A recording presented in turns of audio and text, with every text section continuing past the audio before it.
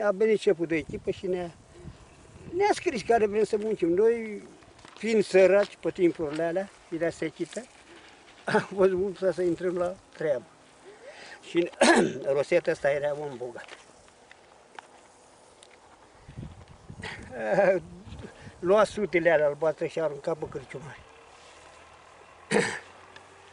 În 39, în 39 am intrat noi la lucru. Și am lucrat până când am plecat în armată, până 51. Când dădeam de schelete, rămânea așa și venea inginerul și aici nu se mai sapă de seară. Și se făcea batră de 2 metri așa, 2 metri așa, 2 pe 2 patrați. Și rămânea și seara să săpa oamenii lor. Și dimineața Neacea zice, s-a găsit cu tare, cu tare, cu tare. Pățunile erau mai mari, adică glebeșile alea de ca noastră, că am văzut și eu la cimitir, că s-a mai dezgropat. Era mai mare ca astea, cred că încă o dată, după mine.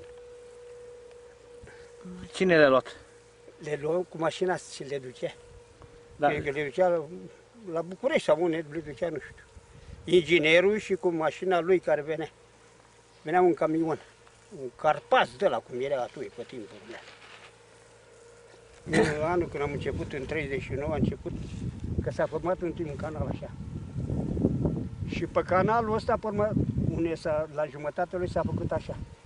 Groapa asta s-a făcut mai în urmă. Cu vulpea aia, cu Rosete povestesc eu. Și acolo, la crucișiturea, acolo s-a găsit, la 1,5 metru, începe să dea de oase. Și până să săpa pe lângă aia, până la 2,5, aproape 3. Pe lângă. Zicea că e judul, ne zicea nouă. Nu zicea urea, judul. Și am găsit un sui grâu, oale mari, așa aici, burtă și aici sus iar, dar cu grâu în ele. Arăta bobul de grâu, dar negru. De ce nu fi fost băgate? Că le lua și pe alea, le lua, scuteam ușor și le ducea. Tot noi le încuream în mașină ușor, cu echipă, că nu aveam macara. După ce a plecat Roseta, a stagnat vreo 2-3 ani, până a venit Vulpe. Și când a venit, Vulpe era un om cu cioc, așa.